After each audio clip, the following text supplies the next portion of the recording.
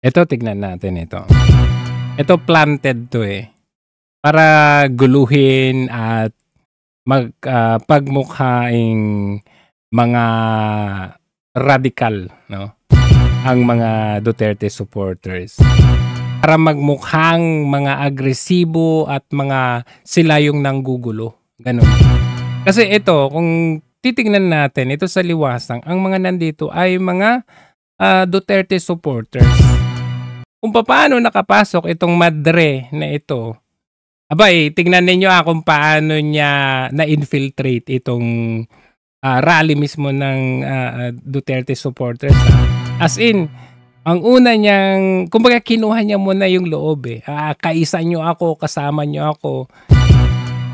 Sa madalit salita, planted ito para galitin itong mga Duterte supporters, para maging agresibo sila, at yun ang ibabalita ng mainstream media. Tingnan natin kung paano niya ginawa ito. Una, ito. Gising sa amin pong kumbento sa Mount Banahaw, kumakatok po yung mga espiritu sa Amen! Nag-amen pa yung mga Duterte supporters. Dito sila, oh. Yan. Amen, sabi niya, kasi paggising, pagbangon, ang mga espiritu, lalaban tayo sa corruption, sabi niya ganun. So, kaisa tayo, magkaisa tayo. Okay, and then, ano pinasok niyang sunod? Kailangan na po natin magkaisa. Kailangan natin magkaisa. Maging liwanag po tayong lahat. Pag tayo di ba? Kampante yung mga DDS dito. Ayan, pong lahat nakita niyo naman, maisog yung banner, di ba? ay liwanag na nanggagaling sa kaibuturan ng ating puso. Ayan. Ito, nakita mo dito. Ito nga, nagulat eh. Tingnan mo. Matutunaw po ang dilim. Kaya po, nag-amen pa ang mga supporters ni PRRD. hinihiling ko po sa inyo. Kaya ang hinihiling ko sa inyo, bigla niyang ipasok ito. Ayan, tingnan nyo. Ay unconditional love. Unconditional love. Unconditional love. Sabi niya ganun, di. Mahalin po natin si BBM.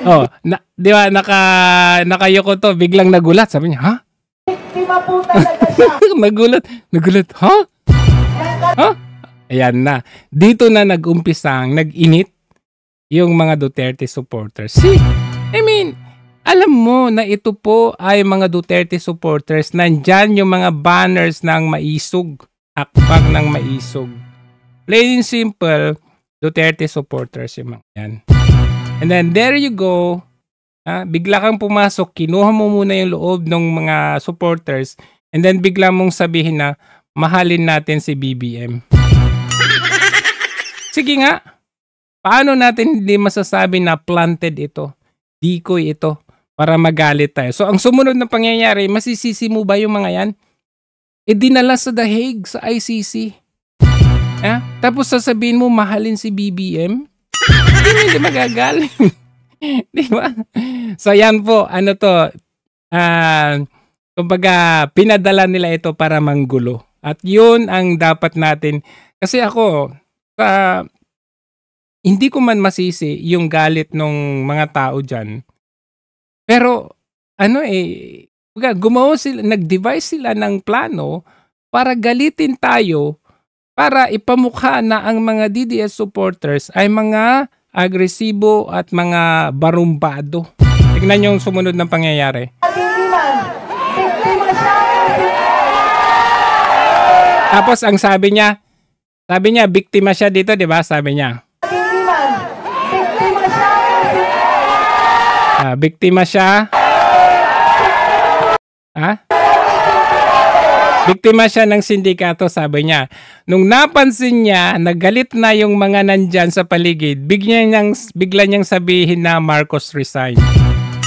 Akala ko ba mahalin natin si BBM? Nakita niya na, ay, teka, mukhang delikado ako dito. Sabihin ko na, Marcos resign. Yeah. Bigla niya sinabing Marcos resign. Yan tuloy.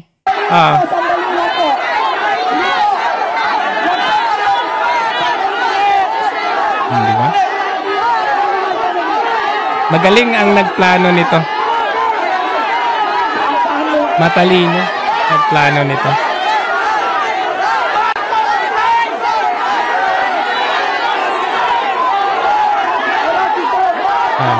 Tapos sasabihin niya, kaisa niyo ako.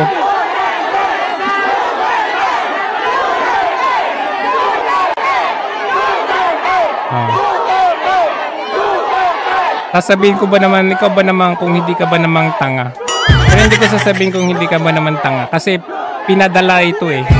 Para manggulo.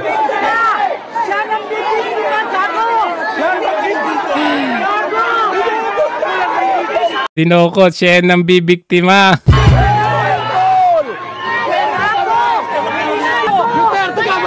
Bakit mo ang BBM dito? Wala naman siyang sinabing paalisin na natin siya. Ang sinabi niya kanina mahalin.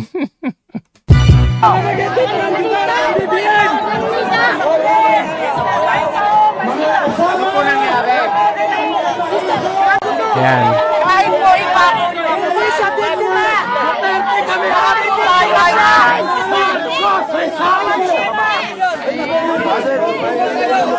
Yan, di ba?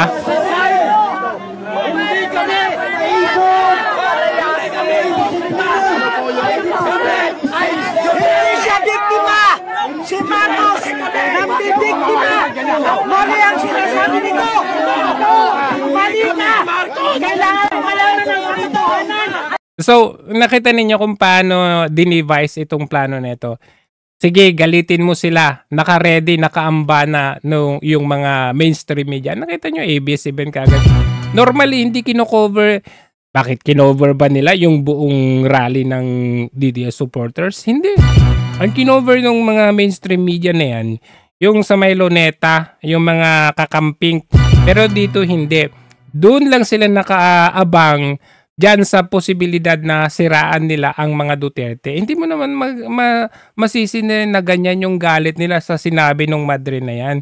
Kasi nga, pinaghandaan nila na pumunta ka doon at ganito ang sabihin mo. Para makapasok ka doon, kailangang magkunwari kang DDS supporter ka. Nakapasok siya, pinagsalita siya, thinking na siya ay kaisa sa mga DDS. Yun pala, bigla niya sabihin, mahalin natin si BBM. Kaya ang balita na sumunod, ito yung balita. O, ayan. Isang madre ang kinuyog ng mga taga-suporta ni dating Pangulong Rodrigo Duterte. O, di sira na si PRRD dyan. Sabi sa inyo pag ganyan, i-cover nila yan. Na nagprotesta din laban sa korupsyon sa Liwasang Bonifacio sa lungsod ng Maynila. Hindi nila umano nagustuhan ang kanyang talumpati. Live mula sa Moraita, Maynila, nagpapatrol si Dennis. Diba? Caption pa lang, ulitin natin. Ang kinuyog ng mga Isang madre ang kinuyog. Diba?